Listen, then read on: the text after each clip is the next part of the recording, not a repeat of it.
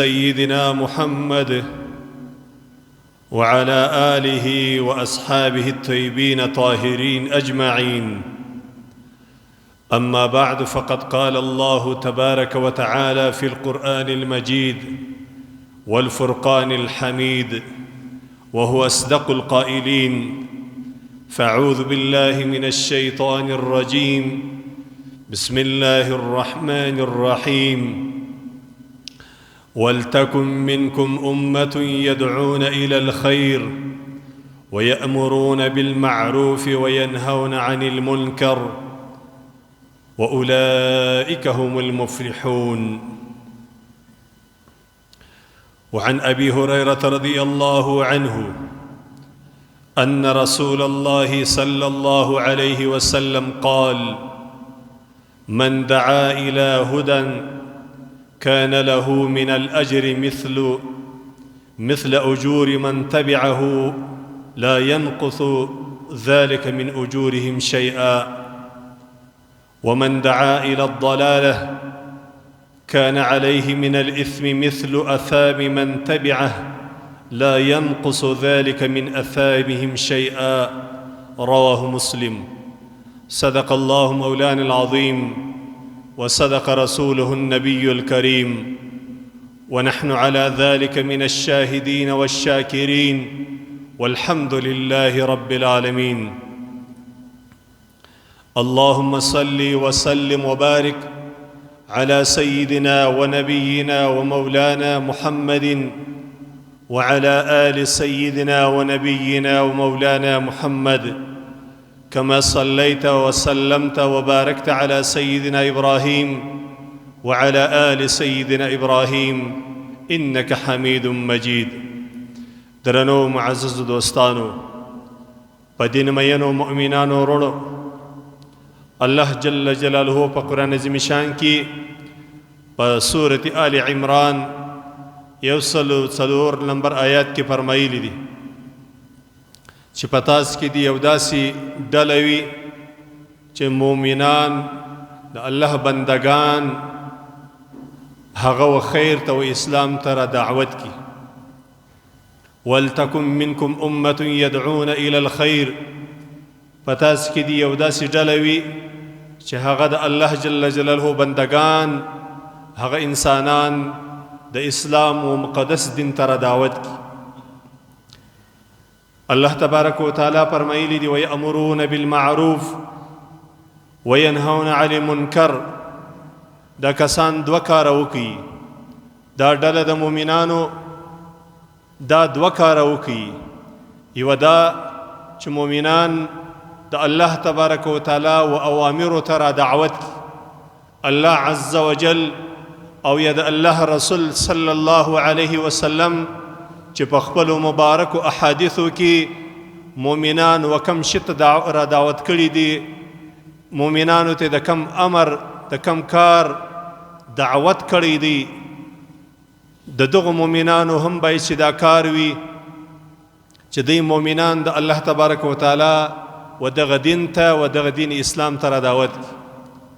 وینهون عن المنکر، او دغ رکم دغ مومنانو با کار او عمل داوی چه دی دا اللہ جل جلالہ مخلوقات دا اللہ بندگان دا هغو شانوس خراو گرزی چه اللہ تبارک و تعالی دا هغس خمانه کردی دا، او یا دا اللہ رسول دا هغس خمانه کردی دا. دا اسلام پا مقدس دین کی چه کم شان من دی دا هغو سا خلقو را گرزول، انسانانو را گرزول بہترین عمل دی، بہترین عبادت. وَأُولَئِكَ هُمُ الْمُفْلِحُونَ. اللہ عز و جل فرمائلی دی دا هغا کسان دی دا اللہ پر نیز باندی، دا اللہ پا دربار کی، دا اللہ پا حضور کی بکامیابی، دا خلق با امرات ترسیدلی و مقصد ترسیدلی دا کسان. زمارونو دوستانو، مهم خبر دادا اللہ تبارک و تعالی و دین تا دعوت التبلیغ دا اللہ و دین تا دعوت کول دا هر مومن مسلمان باندی دون دعوت فرض دی چه دی دا حلال و دا حرام و تمیز بخول وکی، دا حلال و دعوت چه دا معلوم دی او دا و دې ته د دلایلو ضرورت نه وي و دې ته مسجد د علم ضرورت نه وي دغونه قدر دعوت پر دغه مؤمن باندې فرض دی چې دی به یو مسلمان ته دا وایي چې د لمانځه وخت وي چې وروره د لمانځه وخت دی باید چې لمونځ وسي دی به مسلمان ته وایي چې زکات ور باندې فرض چې وروره پر تا باندې په دغه مال کې زکات فرض دی زکات یې ادا کړه دی به یو مؤمن مسلمان ته دا وایي چې الله عز وجل په سرمایدارو مالدارو باندې حج فرض کړی دی حج باید چې ته ادا کړي حتی در داسې اندازې رسول الله صلی الله علیه وسلم فرمایلی دی بلغوا عني ولو آیه د رسول الله صلی الله علیه وسلم دغه ارشاد مطابق کچیر د یو مؤمن مسلمان یو کلمه زدی دغه یو کلمه دی د باندې په دې امر بالمعروف چې دی ور باندې کې دا یو کلمه چې د زده ده د یو مؤمن مسلمان ته ورسی دا د تور معلومه ده چې رشوت حرام دی سود حرام دی ظلم حرام دی د یو مؤمن مسلمان وهل وجل حرام دی دا دی به شي وای هغه مبلغین د اسلام د مقدس دین چې د اسلام په ټول احکاماتو باندې خبر وي د حضرت رسول الله صلی الله علیه وسلم پر اولی شریعت باندې خبر وي هغه بیا د لوی علماو هغه د لوی شیخ او بزرګانو کار هغه فتوا ورکول پر یو شی باندې هغه د امت د عظیم و مفتیانو کار دی اپا ناسخ و منسوخ کې ژغېدل هغه د امت د علماو د جید علماو کار دی د عام مؤمن مسلمان فریضه چې الله تبارک وتعالی د پر ذمه باندې پریښي د هغه ده ته په دې خبرې چې لمونځ فرض دی او خبر یم پر لمانځه باندې د الله تبارک وتعالی حکم دی ور باندې خبر یم د خبره پر تا باندې لازمه ده ته بل مسلمان ته وایي چې لمونځ وکړې وروره هر عاقل بالغ نر او ښځه پر دې باندې لمونځ پنځه وخته فرض دی تب امر بالمعروف د لمانځه ده کوي او دغه مؤمن مسلمان ته به دا خبره کوي او دا رقم تا ته دا معلوم دی چې زنا حرامه ده رشوت حرام دی سود حرام دی پر مسلمان ظلم کول حرام دی و امسایت ضرر و تاوان رسول ده حرام دی د یو مسلمان غیبت کول حرام دی نو چې کله ته په یو مجلس کې ناسې کله چې تا پر یو چا باندې دا وس او توان پیدا کوي چې دا خبر ورته وکړي دونه پر تا باندې فرض شته ورته وایي چې د مسلمان ورور عیب جویي مه کوه و مسلمان ورور کې مه غږېږه الله او د الله رسول دا حرام کړي دا کار بس دونه اوس دلیل له قرآن عظیم شانه پر دې باندې دلیل او یا د رسول کریم صلی الله علیه وسلم د احادیث څخه په دې باندې دلیل دا تا دپاره نه ده لازمه بس دا ته چې څونه خبر یې دغونه ته ورته ووایه او الله جل جلاله دا کسان چې په انسانانو کې دا کسان چې امر بالمعروف کوي اسلام ته خلق را دعوتي د حلالو د رواو شانو حکم ورته کوي او د حرامو نارواو شانو څخه یې منع کوي دا کسان ته الله تبارک وتعالی وایي دا مفلحین دي دا هغه کسان دي واولئک هم المفلحون دا هغه کسان دي چې دوی د الله تبارک وتعالی له عذاب خلاص دي دا د جهنم له اور خلاص دا د الله تبارک وتعالی خوش کسان دي حدیث شریف کې راځي رسول الله صلی الله علیه وسلم فرمایلی سیدنا ابي هريره رضی الله عنه د دې حدیث شریف راوي دي او رسول الله صلی الله علیه وسلم فرمایل من دعا الى هدى كان له من الاجر مثل اجور من تبعه کله چې مؤمن مسلمان یو څوک و حق لاري ته دعوت د اسلام د مقدس دین وی حکم ته را دعوت د الله و دین ته را دعوت هغه مؤمن مسلمان کچيري دا کار وکړي ستا په خوله وکړه دغه مؤمن ته چې الله تبارک وتعالی پر دې نیک کار باندې څونه اجر ورکوي هغونه اجر د اجر نه کمیږي الله جل جلاله دغونه اجر تا ته درکوي دا څونه بهترین عمل دی که سړی روژه ونیسي ستا په خوله باندې ستا په دعوت باندې ستا په ویلو باندې یو مؤمن مسلمان یو نفلي روژه ونیسي یا فرضي روژه ونیسي نفلي عبادت یې وکړي فرضي عبادت یې وکړي یو د خیر کار یې وکړي صرف ستا په ویلو باندې دا کار وکړي نو الله جل جلاله تا ته په دغه ویلو باندې الله تبارک وتعالی تا ته دونه اجر درکړي چې څونه هغه مؤمن مسلمان ته په هغې روژې باندې په هغه لمانځه باندې په هغه د خیر په کار باندې څونه اجر ورکړي څونه بهترین عبادت که هغه بیا بل چاته ویلم ستا حصه ده، که دریم سړي ته ویل څلرم پنځم سلم زرم زرو انسانانو په دې خبره باندې عمل وکړي، دا د زرو نفرو ته چې الله تبارک وتعالی څونه اجر ورکوي، تا ته مستقل الله تبارک وتعالی دغه اجر درکوي. ځکه دعوت تبلیغ و مسلمانانو ته د الله د دین خبره رسول د بهترین عبادت دی. ځکه الله تبارک وتعالی وایي دا خلک کامیاب دي. او دا چې ته بل ته وایې دا مه کوه، دا خبره په سړي کې خپل اثر کوي. خپله د انسان په طبع کې بیا دا د انسان چې ضمیر ویښ وي، د ویښ ضمیر والا هغه دا وایي چې یاره زه بل ته وایم چې دا رقم مه کوه، نو زه یې ولې کوم. او د الله جل جلاله د الله رسول صلی الله علیه وسلم فرمایي لا ينقص ذلك من اجورهم شیئا. دا ستا پر لار باندې، دا ستا پر دا ګډو مات دعوت باندې، ستا په دا یو څو خبرو باندې چې کوم مؤمنان مسلمانان د نیک عمل ته راله، د خیر کار ته راله، د دې ته چې الله څونه اجر ورکوي، دا ستا ته اجر درکول د دې دا معنا نه ده چې د دوی اجر کم سو، نه دغه خو پر اجر دی دغه مؤمن مسلمان، خو تا ته الله صرف د دعوت باندې الله تبارک وتعالی دغه اجر درکوي. لا ينقص من ذلك من اجورهم شيئا ومن دعا الى ضلاله. کچیر یو څوک د الله بندگانو گمراهی ته راوبولي، د اسلام خلاف یې راوبولي، د رسول الله صلی الله علیه وسلم د سنتو خلاف او حرامو ته راوبولي او ناروا ته راوبولي، كان عليه من الاثم مثل اثام من تبعه.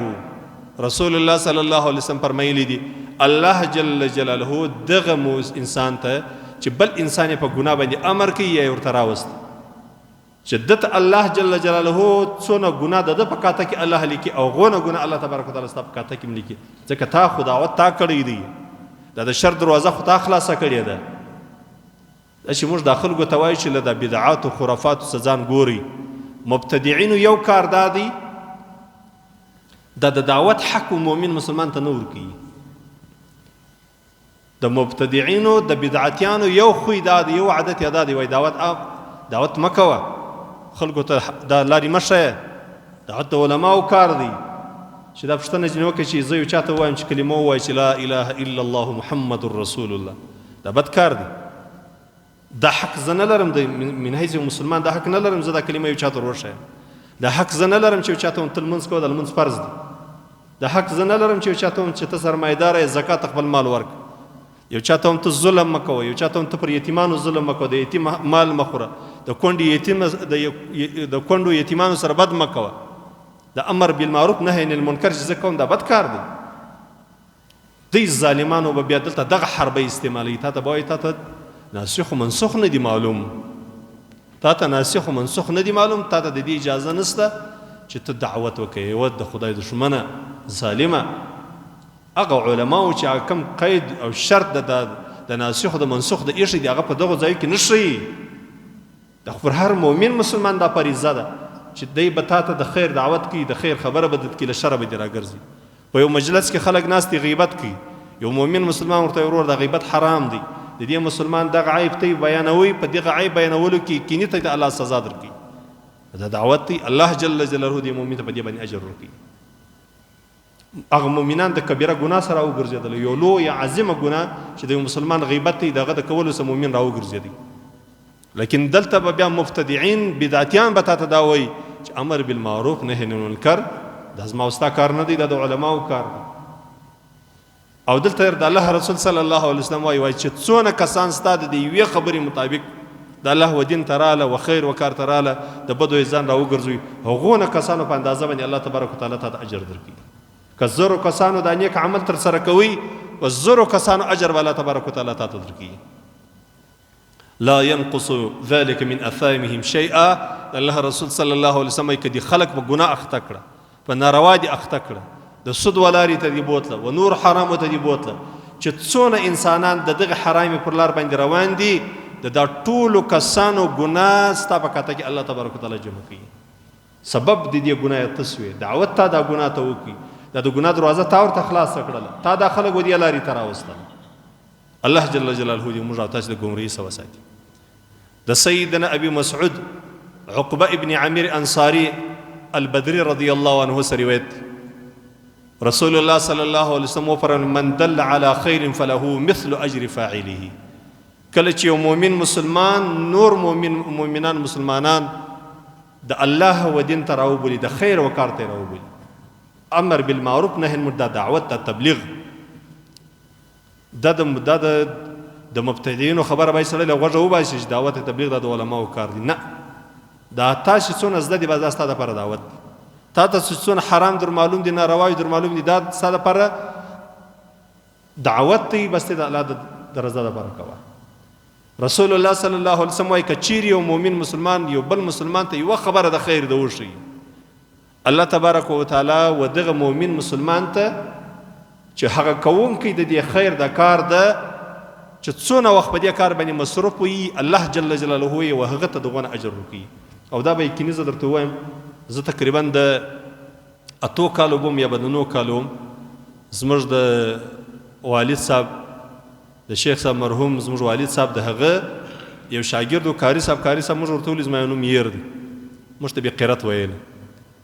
نو د قرت په دوران کې موږ ته د سورة حشر د آخري آیاتونه وښول چې دا آیاتونه چې سړی وایي په سر کې 3 وارې اعوذ بالله السمیع العلیم من الشیطان الرجیم 3 وارې دا ووایي، بیا هو الله الذي لا اله الا هو تر دا پایه پورې دغه آیاتونه سړی وایي د دې ډېر اجر دی. زه یقینا د 8 کالو به وم یا به د 7 کالو وم، ما ځینې زده کړه. د هغه راسي دا سهار د لمانځه وروسته ویل کېږي، ماښام د لمانځه وروسته ویل کېږي. او 1000 فرشتې د مغفرت دعا و د مؤمن ته کوي.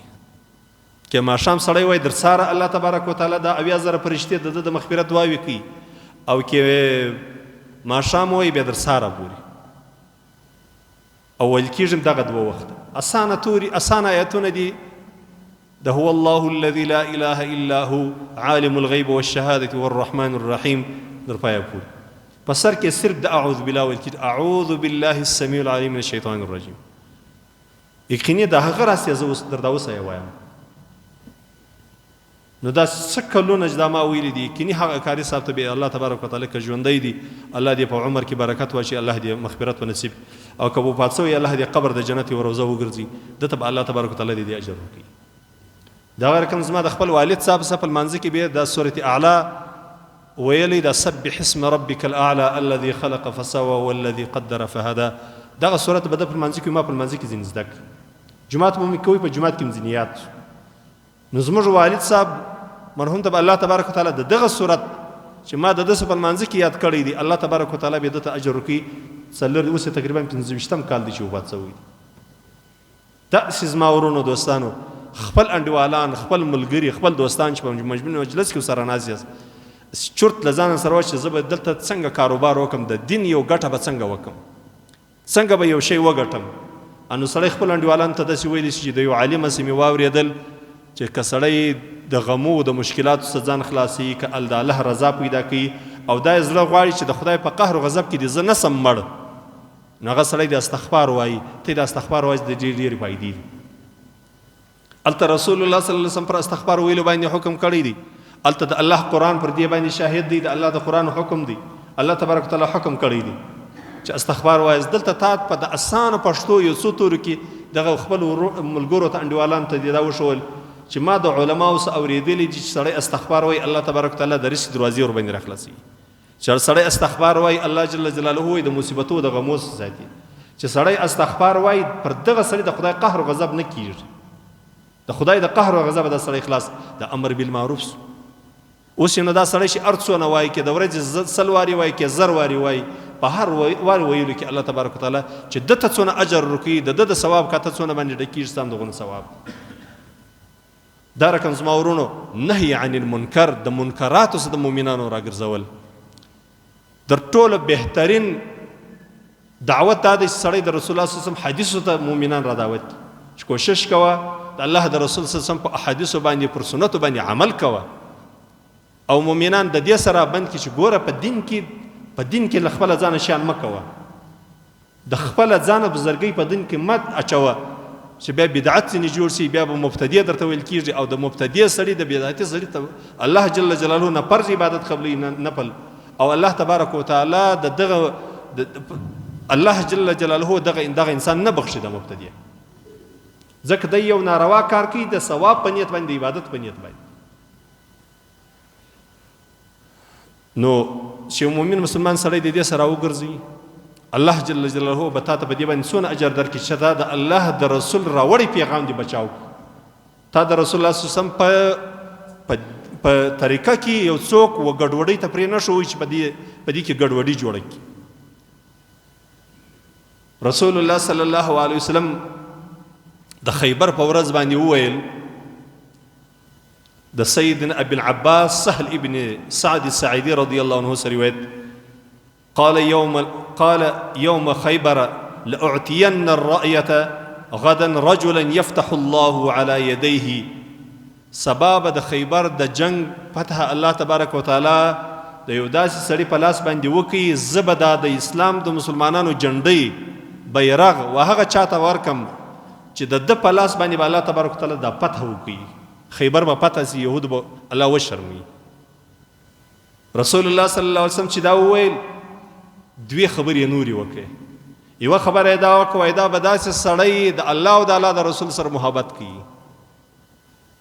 دویمه خبره دا وکړه چې الله او د الله رسول هم د سره محبت کوي. دا داسې سړی فبات الناس د خلکو شپه پر دې باندې تیره کړله دا سره ویله د هر یو په زړه کې دا و چې الله خو دې دا وکړي چې سبا پر ما باندې الله رسول صلی الله علیه وسلم غږ وکړي چې را دا جنډۍ ته درواغ دا هر سړي دا په زړه کې دا وه چې کشکې رسول الله صلی الله علیه وسلم سبا ما ته ووایي دا څونه لوی زیری دی د ده پر ایمان باندې چې دی د الله او د الله د رسول سره محبت کوي او الله او د الله رسول بیا د ده سره محبت کوي د هر سړي دا شوق. فلما اصبح الناس غدوا على رسول الله صلی الله علیه وسلم كلهم يرجو. کله چې سهار سو نو د هر سړي د رسول الله صلی الله علیه وسلم خواته راغله او د هر سړي دا امید چې کېدلی شي رسول الله صلی الله علیه وسلم پر ما باندې غږ وکړي چې راز دا جنډۍ واخلي. په دې وخت کې رسول الله صلی الله علیه وسلم په امیر المؤمنین علي ابن ابي طالب رضی الله عنه باندې غږ وکړ اين علي ابن ابي طالب چیرې دی علي ابن ابي طالب چیرې دی. فقيل يا رسول الله ويشتكي عينيه اخو ندی راغلی دغه سترګې خوږېدلې د سترګو تکلیف یې ونه دی راغلی. قال فارسلوا الیه فاوتي به. رسول الله صلی الله علیه وسلم خلق ورواستل چې راویه غوړي ورته راس چې کله امیر المؤمنین علي ابن ابي طالب رضی الله عنه رالی فبصق رسول الله صلی الله علیه وسلم فی عینیه.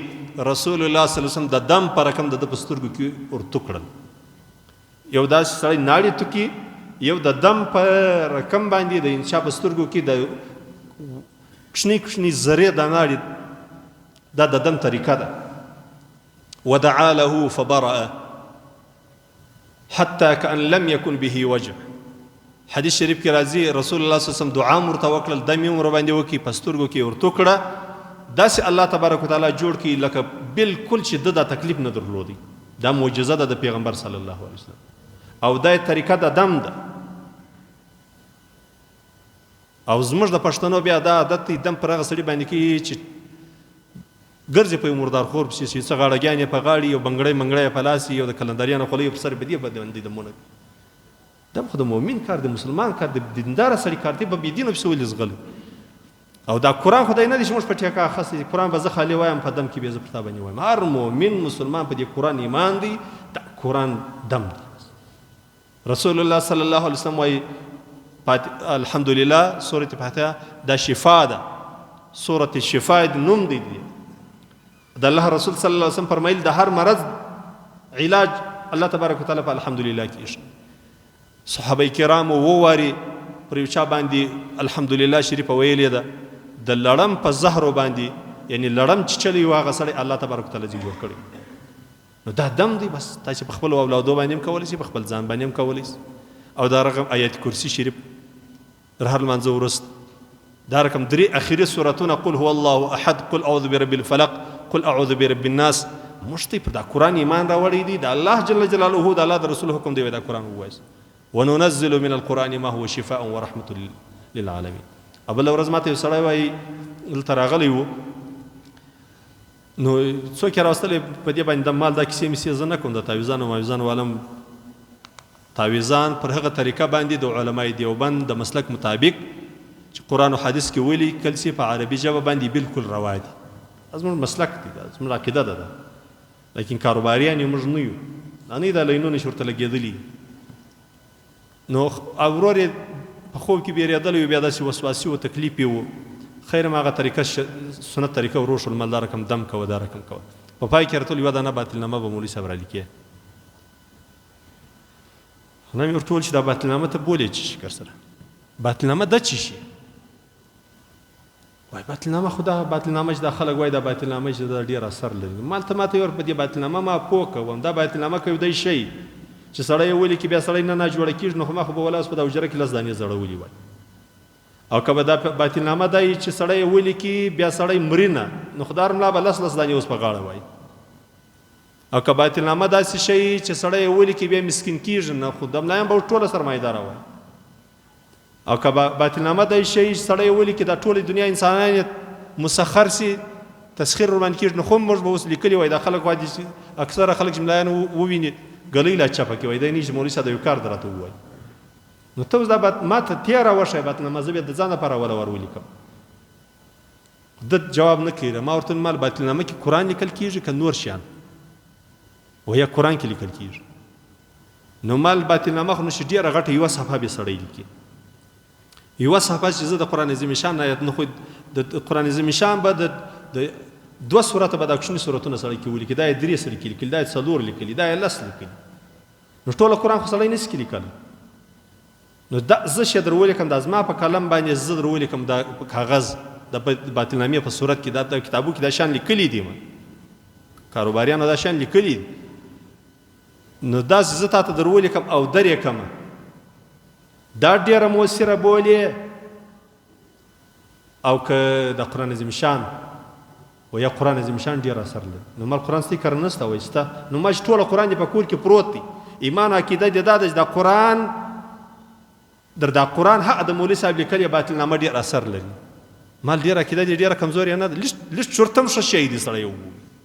قرآن په کور کې پروت دی، د الله جل جلاله کتاب دی، پر محمد رسول الله صلی الله علیه وسلم نازل شوی دی. او هم در دې بالا غټ تعویض، در دې غټ دم، در دې غټ باطلنامه نو بله چیز ده تېره وښیه. او که په باطلنامه کې نور شیان لیکل کېږي، نور شیان لیکل خو ته یې وردا ځای معلوماتو کې دی لیکي چې شي کفري کلمات دي که اسلامي کلمات دي. دا رقم دا زموږ د خلکو د ذهنونه داسې د دکاندارانو، کاروباریانو، د ټګانو، د سیپیانو، بریلویانو، دا رقم د خلک مسلمانان دا رقم بېدینه کړي. درواغ ورته وایي والا دی مسره مني. رسول الله صلی الله علیه وسلم حضرت علی کرم الله وجهه ته تعویض ورلیکي کې دم ورباندې وکړي، دم یې ورکړي، دا دم یې باندې کړی، دعا یې ورته وکړه.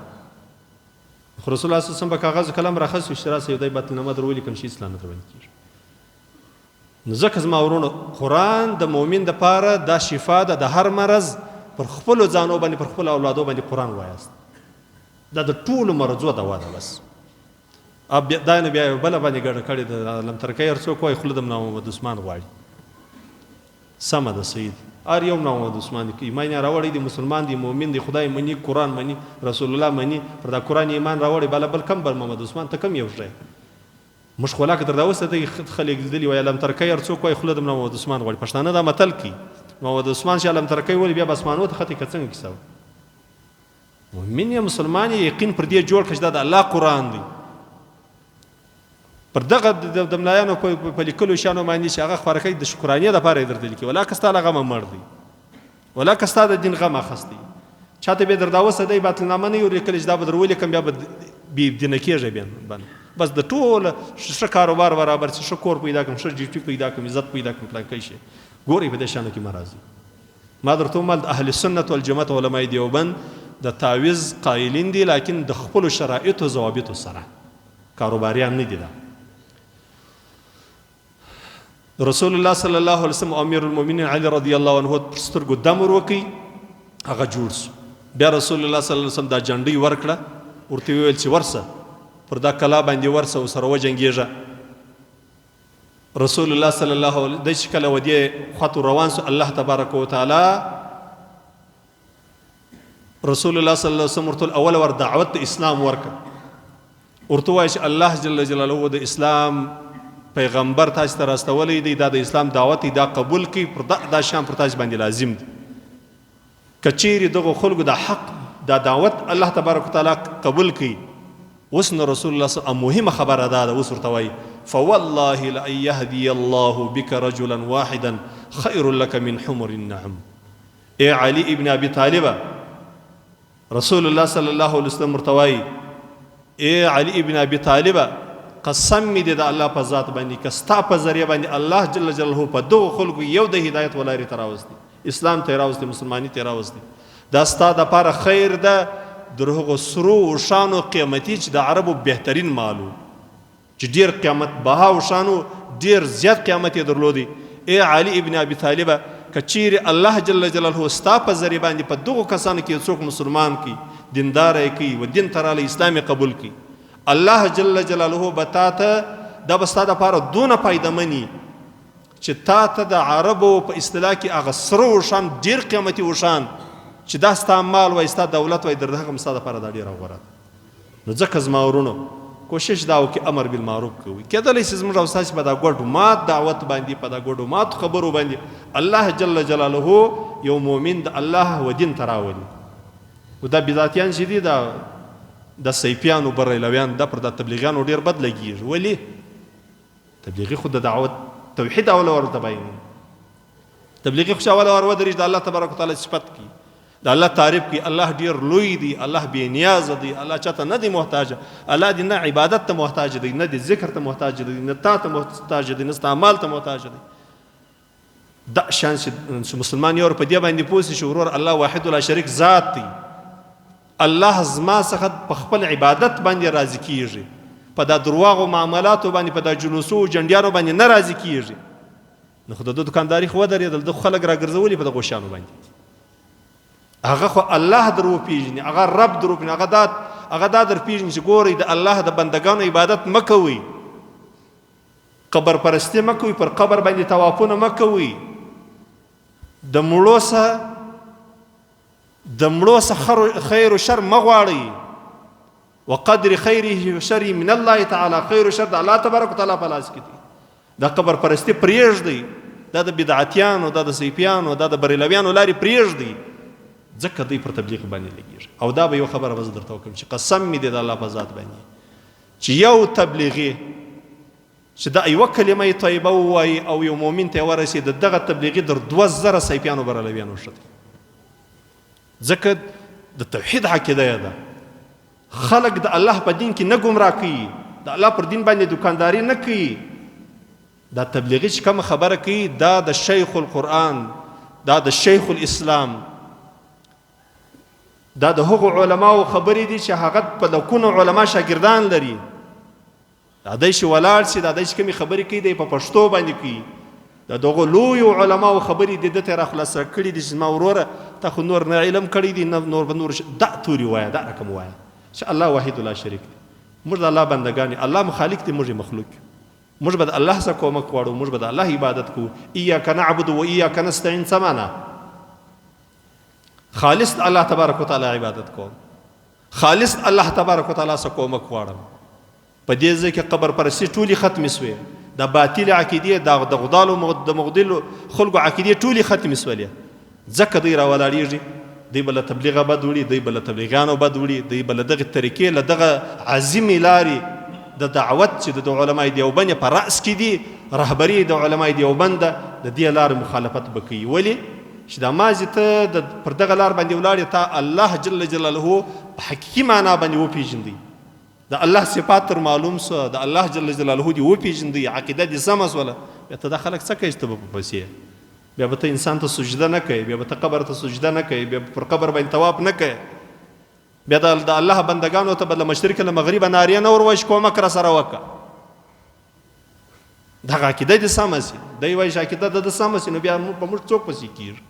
موږ ګراکان خو ولاړه شکراني و نظرونه و کیسې مسې خو ګرده ولاړې، ځکه دوی د تبلیغیانو مخالف دي. او یو تبلیغي در 2000 بریلویانو ښه دي، ځکه الحمدلله ټوله تبلیغیان چې دي هغه موحدین دي، د توحید عقیده یې هغه خبرې را نقلوي، هغه خوارکیان ټول هغه شیان وایي چې د دیوبند علماو عقیده ده، د دیوبند علماو مسلک دي، د هغو لاره د الله جل جلاله دې موږ ته په دې خبرو باندې د عمل کولو توفیق را نصیب کړي. الله تبارک وتعالی دې موږ هم دا کسان کې دا رسول الله صلی الله علیه وسلم چې علي کرم الله وجهه ته وویل چې ستا په ذریعه باندې چې یو سړی د هدایت لارې ته راسي الله تبارک وتعالی بیا تا ته د هغو سرو شانو درمال هم ستا دپاره غوره دي. الله دې موږ هم د توحید خلک یې الله دې موږ ته توفیق را نصیب کړي چې د الله و دین ته دعوت وکړو او د حقاني علماو ملګري سو. واخر دعوانا ان الحمد لله رب العالمین.